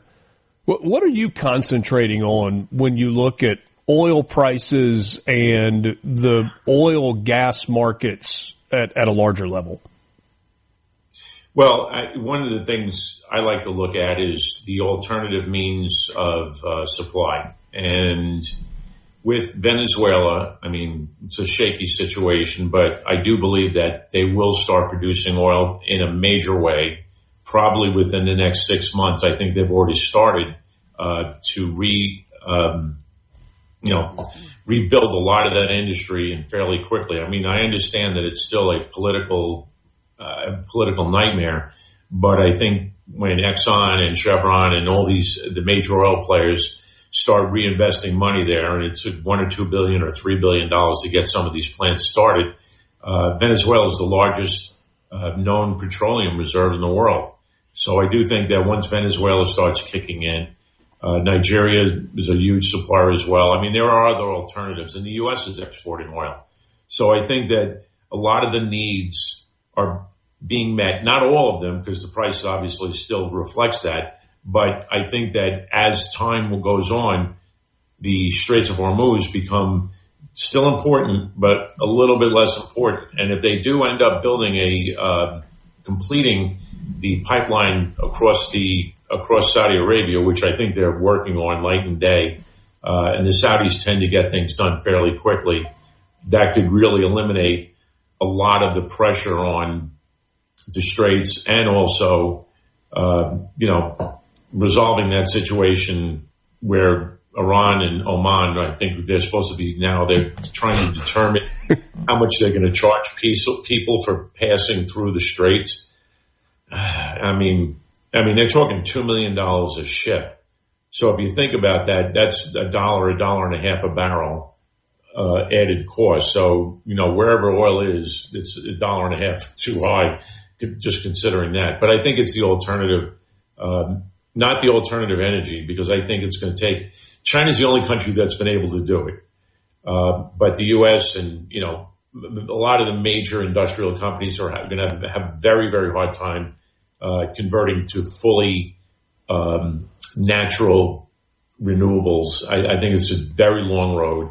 I think the Biden administration made a huge mistake, and it took us a long time to get out of what the Biden administration had done. But to that point, that's another argument. Well, but I mean, this goes back to the conversation about uncertainty within manufacturing, uncertainty based on the political whims. I mean, we're 2 years and 3 months from another election, and we don't know who will be next. If there's a Republican that wins the presidency, then we're likely to continue to have policies where regulation is down and the oil industry can thrive. And if you end up with somebody who is either a mainstream Democrat or, God forbid, somebody that has ties to the DSA, then who knows what the energy policies might look like in the United States? It would be, I'll say it now, and I'll say it every time I'm on the show, it would be a disaster to have. You know what? If you want to have an energy policy, I understand that. I mean, every country should. But the reality is we suck on the teat of oil and gas. And no matter what you try to move out of it, it's very, very hard. Even if they want to force it on everyone, it's still not going to work. And the cost of electricity and the cost of doing this is going to be worse than anything happening in the Middle East. So to me, when you have a naturally plentiful supply of an item that the world needs, why cut it off? I mean, at some point, maybe in 30 or 40 years, we're going to be, everything's going to be nuclear energy or whatever, and when even find another alternative. But right now, you can't change the policy as far as what we do. A lot of people like driving electric vehicles. I understand that, as far as pollution and whatnot. But the reality is, things work better when you have natural gas and when you have oil. Yeah. Peter, it's almost like you were looking at the text line. Tim in Tupelo, C-Spire text line 601-879-4395 says, does Peter have an opinion on SMR technology, small modular nuclear reactors? It's something that I don't know enough to really be educated on it, but I'm wildly fascinated by the idea that manufacturing facilities, if you go really crazy, perhaps individual homeowners could have some sort of a modular nuclear reactor that is sustainable. Now, obviously, there's some level of danger and risk that exists there. Do you buy into the companies that are actively working on this? I've had experts say, hey, look, best case scenario, we're a decade away from this being reliable technology, probably more like 30 years, 40 years down the road.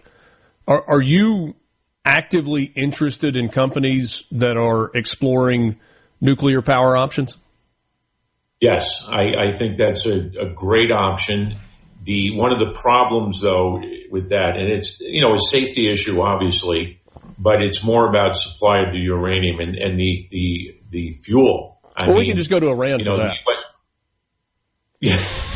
Well, the U.S. doesn't supply. I mean, Russia has a tremendous. I know you're terrible. But Russia has a tremendous supply of uranium, and so does the Ukraine. So, there are supply points, but that would be my concern. I think that technology will advance. I think 10 years probably will be right about. It's the technology is already there. They put nuclear power in submarines. So if you can do that in safety, you can probably figure out how to do it in not so much in homeowners, because I think the expense might be just too much. But I think that if you had smaller units that would provide power for these data centers, you're looking at these AI centers that are going to build small power plants to supply the electricity so it doesn't take anything from the grid.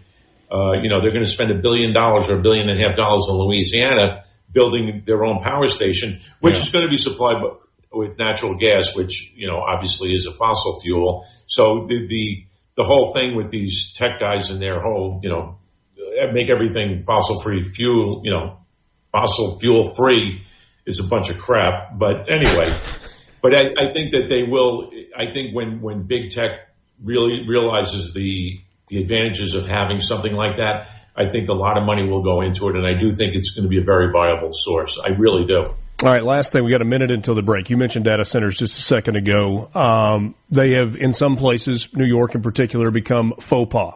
Moratorium on any new data center construction, stop the construction. Mississippi has put up a sign at the state line that says, y'all come to data centers. Not everybody loves that idea. In terms of welcoming data centers, construction of data centers, is Mississippi in the right, or is a place like New York that goes, no, we're not going to do this anymore in the right? No, I think that states like Mississippi, Ohio, Louisiana, Arizona, they're going to be successful.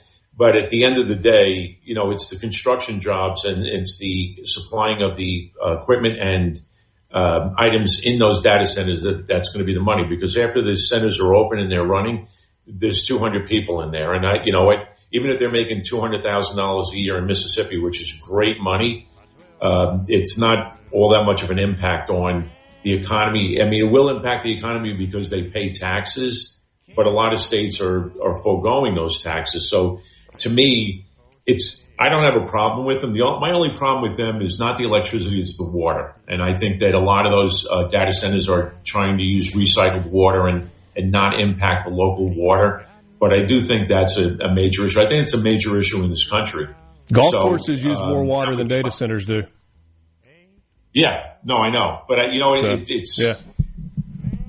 but they still use a lot, and it takes a lot to cool those buildings. And they're going to work it out, and I don't have a problem with them. I just don't think it's as far as construction jobs and all that, it's great. But after they're done, that's it. We'll leave it there. Peter, thank you for your time. Thank you.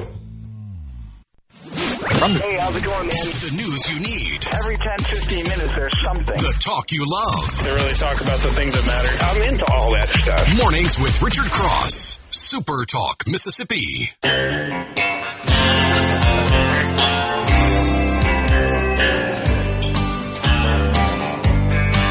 You were the first thing that I thought of when I thought I drank you off my mind. When I get lost in the liquor, you're the only one I find. If I did the things I ought to, still would not be mine. Sure do enjoy spending part of the morning with you and appreciate you. We appreciate you being part of the conversation, making us part of your morning routine. This is Mornings with Richard Cross on Super Talk Mississippi. Thanks for joining us. 601-879-4395. That's if you want to be part of the conversation on the C Spire text plan, the C Spire text line. One plan from C Spire is here. Fiber home internet and wireless, only $99 a month for new and current C Spire customers. One plan, one price, one experience, zero compromises. You can save over $700 a year on 3 phone lines compared to AT&T. Plus, with 5-year price lock, you know what you're going to pay and when you're going to pay it. It's guaranteed, so don't wait. Get the one plan today. Visit cspire.com/one plan to get started right now. Online at cspire.com/one plan. C Spire, customer inspired. Mo sent us a message. He said Richard Buckley Space Force Base and Malmstrom Air Force Base are set to power their bases with small nuclear reactors by 2030. Pretty aggressive timeline there, but certainly something that we'll be watching to see the level of success. And if that is something that can be translated to private manufacturing facilities from a power standpoint, could be a game changer. Absolutely could be a game changer. Message, this is random, and our texter says random. Says, random thought here. Last time I had a person tell me that we should expand to the Supreme Court, I agreed with them. They wanted 13 judges. I said, nah, let's go to 51. One from each state, and even allow D.C. a judge. I was met with extreme resistance immediately. They didn't like the idea. Said, too many states vote red. So, just to be clear, it's not about having a fair Supreme Court that represents the interests of all Americans. It's making sure you get a court that delivers the results that you want when examining cases and rendering opinions. Just to be clear. House of Representatives is population-based. Senate is across the board. Everybody gets 2. And then the Supreme Court appointed by president. If you made the Supreme Court representative in the way that the Senate is, and you said, now, let's be real, 51 judges, bad plan. How do you decide who writes the opinion if you've got 51? But it's an interesting thought exercise. Say, sure, we'll give every state a Supreme Court justice. I think Republicans would like the way that shakes out. When you look at those electoral maps,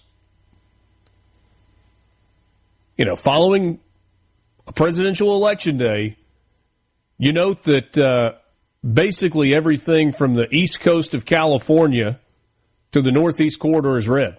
Basically. I know it's not exclusive, but basically. But then those extreme population centers in California and New York and the Northeast, the upper Midwest, those are blue. Everything else is red.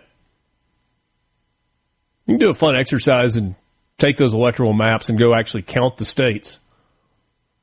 Real fun exercise is to go back to 1984 and do that. I'll give you a head start on that.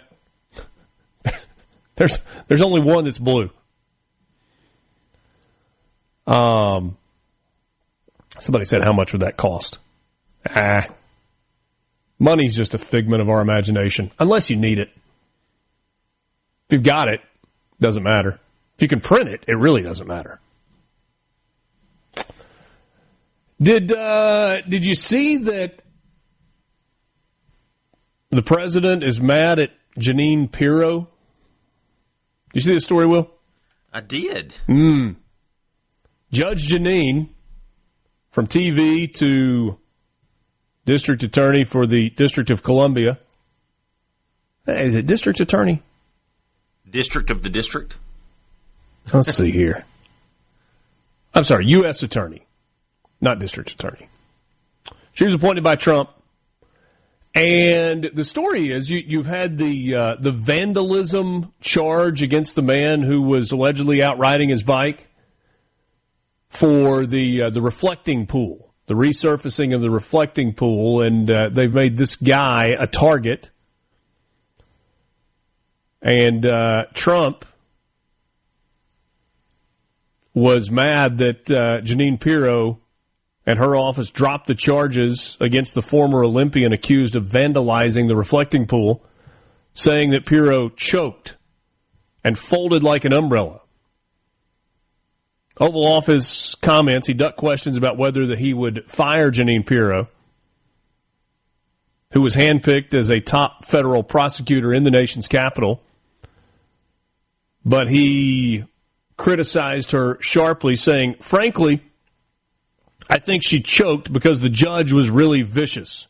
Instead of going after the people that did it, the judge went after her and went after her department, and I guess she choked. I don't know what the bleep happened.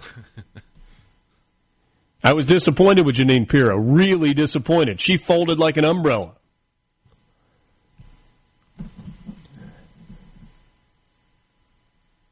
Attorneys don't like to lose cases. And attorneys don't like to take cases to court where they have no case. Sometimes the client demands it. But when the client is the United States and it's against an individual, they want the case to have merit. People have said before, oh, Richard, whatever the president says, you'll go along with. No, not in this case. This is dumb. It's sophomoric. The president didn't get his way, and he's pitching a hissy fit, and he wants to talk bad about somebody that he put in place to do a job. And she has done that job in the way that Donald Trump wanted it done. She has been aggressive as a prosecutor. She has worked to clean up the district. She has tried cases and pushed cases forward that a lot of prosecutors would not. But on the pet project of the reflecting pool, which didn't go exactly the way it needed to go, it was not as smooth a project as the president wanted it to be, he's pitching a hissy fit like a little baby. And now it's like, oh, she's folded. She didn't have a case. But Trump apparently would have preferred her to try the case, get embarrassed in front of a judge so that he could then blame the judge as a crooked judge as opposed to his attorney. I had a conversation with a longtime defense attorney, worked a little bit as a plaintiff's lawyer just a couple of days ago. And he was telling me about one particular case that a company brought to him. And he said, I'm not going to take your case. I've reviewed it. Your position is indefensible. And he sent the entire case file back to the company. Well, the company went out and hired another law firm. And they went and tried the case and spent hundreds of thousands of dollars doing so. And then guess what happened? They lost. And the company went back to the original attorney and said, hey, you gave good advice. You were right. We want you to represent us exclusively going forward. Just because he told the truth. He looked at the case. He looked at the facts of the case. He said, you can't win this. You were in the wrong. You have to pay. So they went and found somebody else who just wanted a fee. They lost. They had to pay. Plus, they had to pay the attorney's fees. And then they recognized kind of the error of their ways. And they said, hey, you were right. Thank you for being honest. Thanks for shooting straight with us. You're our guy going forward. Jeanine Pirro looked at the facts in this case and said, this is we don't have a case here, Mr. President. And so they dropped the charges. So is Donald Trump going to fire Jeanine Pirro and go find somebody that'll take on a bad case just to lose and get embarrassed and waste a bunch of time and money?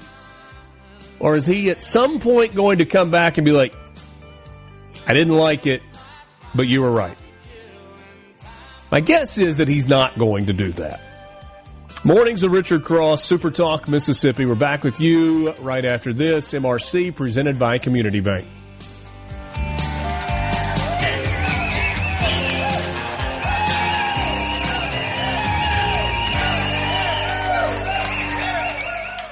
From the Venable Glass. Conversations and clarity. What a great way to start your Mississippi day. Mornings with Richard Cross on Super Talk Mississippi.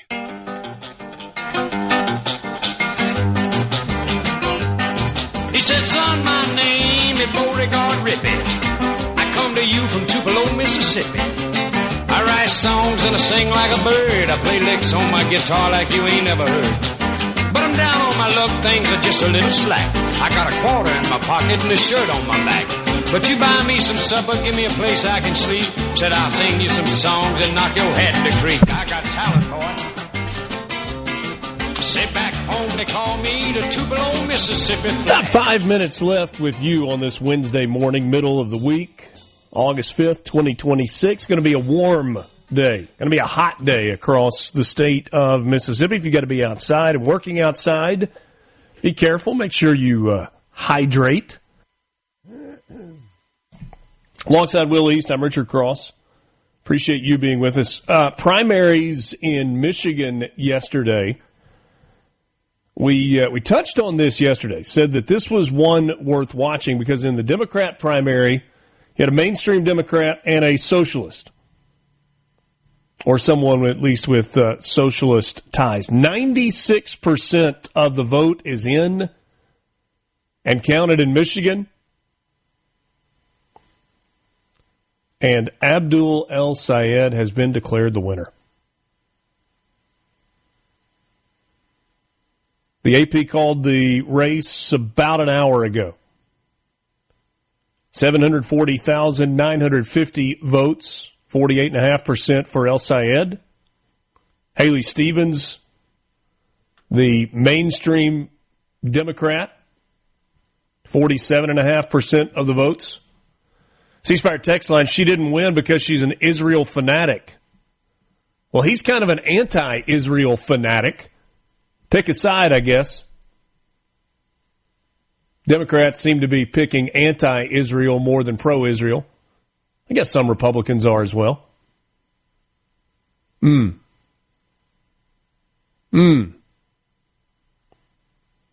So, kind of went through the list yesterday. In pockets of heavy blue, the foothold is getting larger and sturdier for people with ties to the DSA, the Democratic Socialists of America. It is not a party per se. It is an ideology, and they say it is a movement. Are you paying attention? And then here's my larger question. This is a Senate seat that currently is held by a Democrat. Generally speaking, Republicans and Republican voters suck in midterms. Republican voters don't generally get very excited about midterm elections. Republican voters don't turn out for midterm elections the way they do for presidential elections. But if you are a Republican today, you are looking at this and you have two thoughts. One, trepidation. Two, opportunity. The trepidation is we're a general election away from another socialist in the United States Senate. The opportunity? We get to run a Republican candidate against a vowed socialist for a Senate seat out of Michigan. Which way does it go?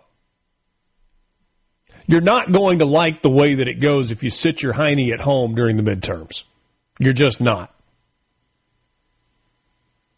You're not. If you stay home, if you don't engage, if you don't lock in, add another one. And their ranks are growing in Congress.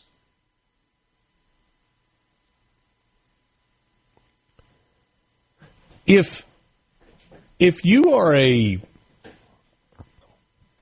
old school Democrat, somebody that is a Democrat because your parents and your grandparents were Democrats, and you've stuck with the party, you don't really like the direct. You are in a place today where you are asking yourself, what do I do going forward? Because what the Democrat Party is today is unrecognizable to me as a Bill Clinton Democrat, as an FDR Democrat. I asked David Blunt one time, senator from Mississippi, I said, hey, why are you a Democrat? And he hearkened to FDR. That's not what the Democrat Party is today.